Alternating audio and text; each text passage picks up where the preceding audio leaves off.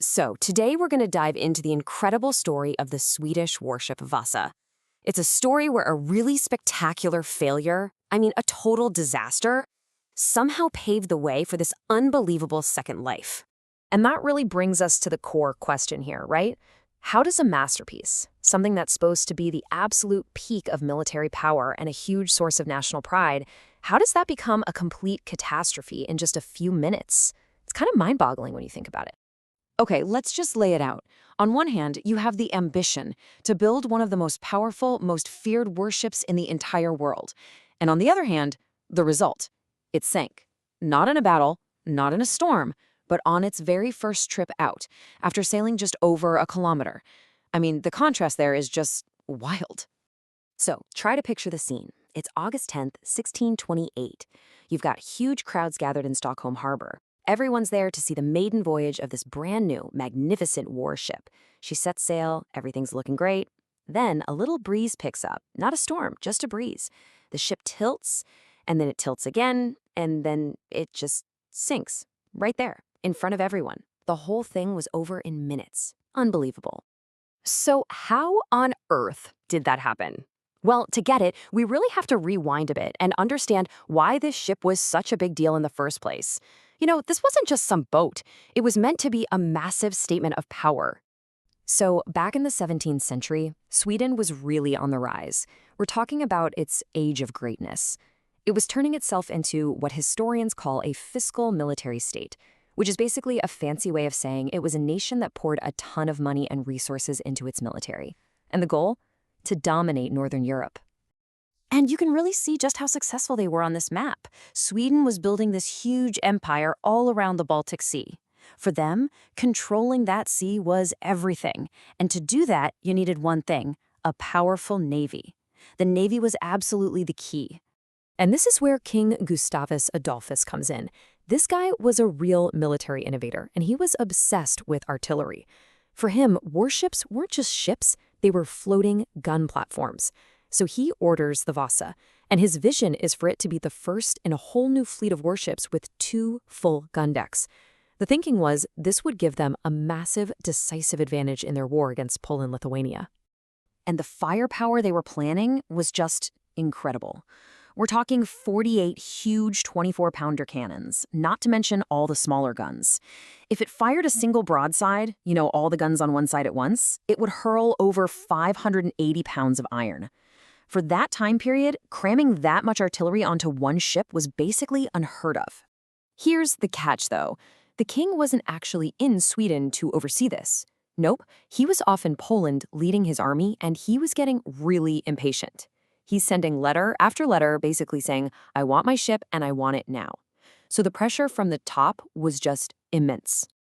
All right, so you've got this huge ambition on one side and this intense top-down pressure on the other. And that combination, well, it leads us straight to the ship's fatal flaw. I think the most important thing to remember here is that the Vasa was basically a huge experiment. Nobody had really built a ship like this before. With 2 full decks of heavy cannons, it was a massive technical challenge, and honestly, the science of how to make a ship stable just wasn't very well understood yet. They were really flying by the seat of their pants, pushing the absolute limits of what they knew. And this cross-section really shows you the problem perfectly. See how the bottom part of the hull is pretty shallow? Well, it just wasn't deep enough to support those 2 massive, heavy gun decks they stacked on top. All that weight, the cannons, all the timber, everything, it was way too high up. The whole thing was just incredibly top-heavy. And the crazy part is, they knew there was a problem.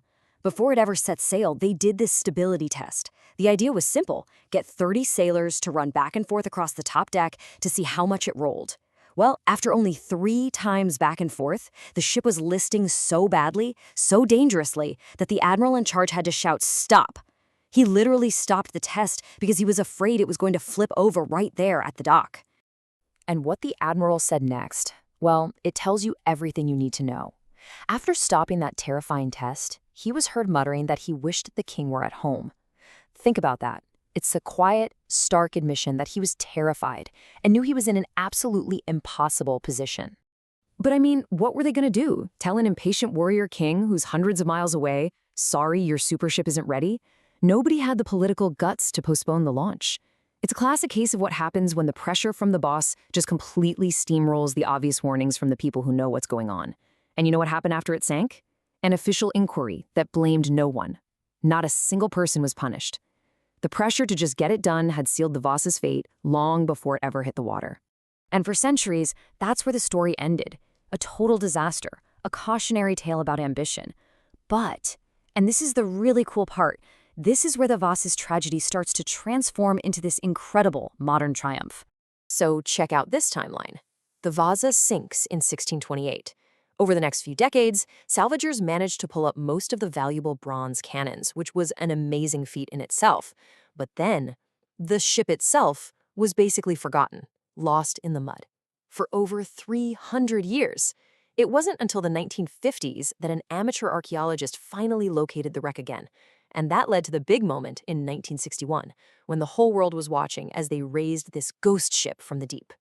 And let me tell you, this was a monumental feat of engineering. You had divers in the dark, freezing water, literally tunneling underneath the hull to run these massive lifting cables through. Then, ever so slowly, so carefully, this 333-year-old ship was lifted out of the mud and brought back to the surface. Nothing like it had ever been done before. So what did they find? What treasures were waiting inside this resurrected ship after all those centuries at the bottom of the harbor? Well, let's take a look. What came up was basically a perfect time capsule. The cold, low salt water of the harbor had preserved it incredibly well. And because it all happened so fast, thousands of everyday objects were trapped inside. We're talking about the sailors' actual clothes, their tools, their weapons, even their coins and dinnerware. And get this, they found 6 of the ship's 10 original sails, the oldest surviving sails in the world, just neatly folded up, stored below deck, waiting for a voyage that was over before it started.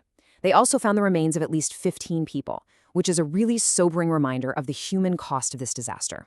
And this is the result. After decades of painstaking, meticulous preservation work, the Vasa you see today is over 98% original.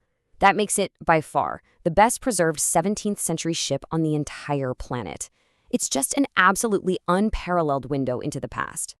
So think about that. What started as a huge national embarrassment has completely turned around to become this incredible source of national pride. The museum built around the ship is now one of Sweden's biggest tourist attractions. Over 45 million people have come to see it. It's an amazing comeback story. And just look at the details here, these incredible intricate carvings. They were all designed to glorify the king and scare the heck out of his enemies. And they're almost perfectly preserved. You can see all the stories they were telling in the wood. Stories of heroes, monsters, and raw Swedish power. It's ironic, isn't it? This ship is now way more famous in its failure than it ever could have been if it had been a success. So when you boil it all down, the very disaster that doomed the Vasa is the only reason we can see it today. Its catastrophic failure became its perfect preservation, which kind of leaves us with a pretty fascinating question to chew on, right? What does this story really tell us about ambition, about failure, and about the kind of unforeseen success that nobody, and I mean nobody, could ever have planned for?